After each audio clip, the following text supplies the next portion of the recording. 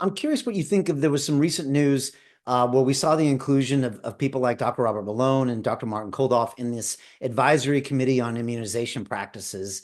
And I'm wondering what you think that means for policy going forward. For me, it was just strange to see a list of names that were, persona non grata on any media channel in 21, 22. Now all of a sudden be on a panel that are going to be advising on that. Is that a step forward in your opinion? Well, we're talking about ACIP, so the advisory panel, the advisory committee for immunization practices, or ACIP. Now, Brian, you and I 5 years ago wouldn't even know what ACIP is. I mean, think about it. I guarantee 5 or 10 years ago, we didn't even know who the Secretary of Health and Human Services was. True, true, true. Right? I mean, Or you who think the or about who this. the Now this WHO is in the was. public. Yeah, who ran the Yeah, WHO? I knew the WHO vaguely, Yeah. but I didn't know Alex Azar was a drug company vice president, and he was brought in under Obama and continued under Trump. I didn't know Secretary Becerra was a lifetime politician brought in to head up HHS under Biden. Now everybody knows Robert F. Kennedy, right? So it's interesting. So now we are paying attention. Well, this ACIP committee had 17 members. It's been codified into law. 29 affiliate organizations used to actually have the CDC director as the chairperson. It does have government agency officials on the panel. And this group over time essentially became a rubber stamp panel for vaccines. That's essentially what they were. Okay. And so Robert F. Kennedy dismisses all 17 members of the panel, much to the chagrin of these 29 affiliated organizations like the American Academy of Pediatrics. Then he was able to get like 6 people to sit for the first committee meeting, so nowhere near the 17. And what do? They actually just go ahead and rubber stamp the whole vaccine schedule again. So it's very interesting. I mean, they made a minor token move and said to recommend it against the mercury-containing influenza vaccines, which is only 4% of the shots.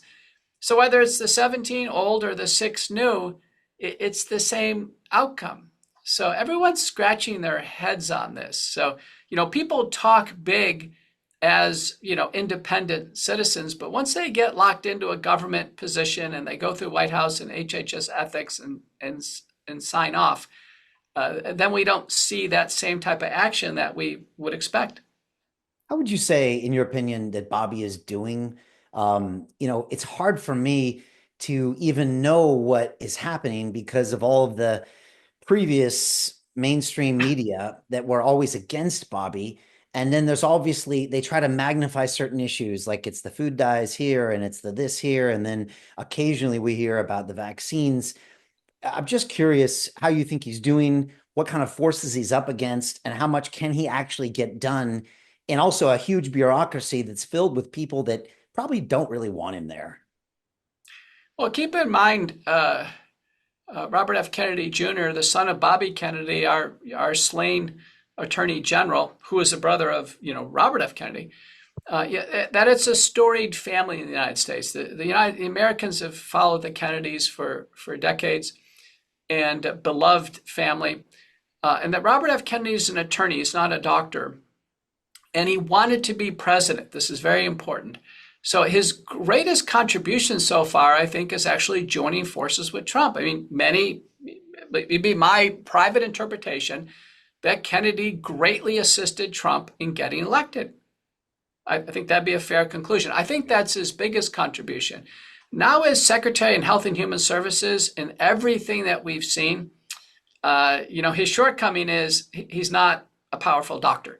And I think at this point in time, we have to have a powerful doctor to head up Health and Human Services that can go toe-to-toe with every chair of medicine in the country scientifically and just set the new stage. And you just can't do that without a doctor's training and background. And that's the shortcoming. So I think he's doing as well as he can. It seems pretty scattered, food dyes and fluoride and just kind of all these relatively small things that that have been around for decades. And the looming 2 big issues are COVID-19 vaccine still on the market And, when we extrapolate from the 19,000 reported deaths to the CDC and confirmed, the real number of unreported deaths out there total is probably about 500 to 600,000 Americans have died of the vaccine. It's worse than a war. And once in office, Kennedy provides no acknowledgement of that. Neither does Trump or Biden. No world leader has acknowledged this. So that's the big ticket item. The next big ticket item is this looming autism epidemic in developed countries and its potential connection to this greatly expanded vaccine schedule given during the critical period of neurologic development in children. Those are the big issues. If you ask me, that's a lot bigger than food dyes. Hey, I know investing in crypto is scary. It takes a real leap of faith because there are so many scams, rug pulls, and bad actors out there. It's a dangerous business, which is why 95% of people lose all their money. Well, that's why I created the London Real Investment Club, so you can access the hottest deals on the planet and use the crypto bull market to create the generational wealth that you deserve.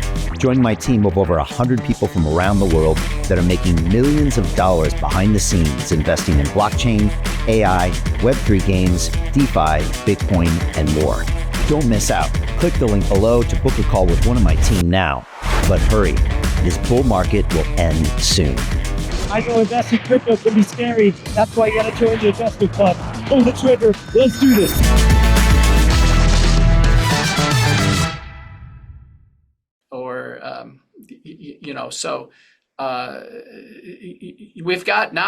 We've burned 6 months and we haven't really made progress on the two big issues. We've got 3.5 years to go. I guess it's good. I do hear Trump messaging the autism, or at least I did a month or two ago. Obviously, he's got a ton on his plate too, but he voiced that quite a few times. It seems to really bother him, as it should. And talking about our children and not to mention the ones around the world. Do you think that is going to get the attention it needs, or is it just not in a lot of people's interest to talk about that because they're all kind of complicit with all of these vaccines that were prescribed over decades? Whether it's Trump or Robert F. Kennedy, it's hard for them to get any traction unless the medical establishment comes behind them. This is very important. There's 1 million doctors out there, 500,000 nurse practitioners. There's only about 70,000 naturopathic doctors. But, every single medical society signed off on the COVID-19 vaccines, including the naturopathic societies, to tell you the truth. There was it was so uniform. And now this endorsement of this rapidly expanding vaccine schedule, there's only one physician organization that bucked the trend. That's one I belong to. It's called the Association of American Physicians and Surgeons. They, from the very beginning, said, no, these COVID vaccines don't look safe. And about 25 years ago, AAPS issued a decree that said no vaccine should actually be a requirement to go to school or university or military, what have you. That everything should be elective. Every medical invention, including vaccination, should be elective. But the rest of the community went along with this. So it'd be very hard for Kennedy or Trump to say, well, we're going to do this against the entire medical establishment. And so, for instance, let's take autism. The CDC has an autism network. It's scientifically very sound, 16 centers, and they are reporting this astronomical rise in autism. It's just ballooning. Right now, 1 in 31 children, or 3.2% of all children. Certain states like California, it's over 5%. 25% of autism is profound autism, where the children are severely disabled. They'll never, have a normal adult life. Why high in California? Do we know why it's why California? It's interesting. California is one of the more heavily vaccinated states. Okay. They have almost no ability to become exempt from vaccines.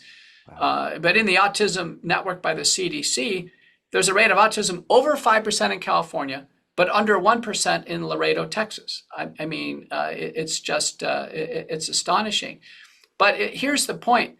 When the CDC publishes the manuscripts on this tsunami of autism, the conclusions are not alarming.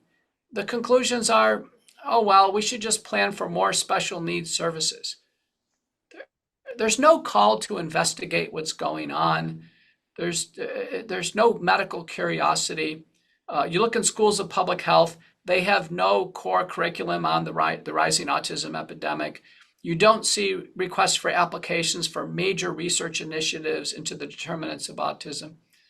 So if the medical community is not going to move on a big issue like autism, or let's say on heart damage or blood clots from the COVID vaccines, it's going to be very hard for somebody in federal government to do something. So the key for Trump and for Robert F. Kennedy is to actually build bridges with the medical establishment. We're still not seeing these meetings in Washington where all the chiefs of medicine are called in to discuss an agenda. They're called Bethesda meetings. They used to happen before the pandemic. We're not seeing that. No one's called me to Washington to present my interpretation of what's gone on here for the medical establishment. Now, I've given over 200 public programs in the United States. I've lectured all over the world, thousands of people in the audience, but they're laypersons. They're not medical schools or doctors. What the London Real Investment Club actually does for you, it gives you the keys to open that door to the inside deals. In the last 3 weeks, I've participated in 3 incredible deals: a layer 2 Bitcoin protocol, an incredible AI protocol. The deal flow is beyond what I expected. I don't think I've ever seen a model like this that just gives average folks the opportunity to be behind the deals, and that's exactly what we've done. Not only that, you get to hang out with Brian Rose every week, and for me, that was huge because I look at Brian as somebody who's not only an expert in the space, and I think is on the leading edge, but just the leading edge of thought with London Real and the work he's doing there. To anyone who's taking a serious look at this, I know it's a big decision. It was a big decision for me and my family, and it is one of the best decisions I've ever made. So I wish you all the best and hope you come join us.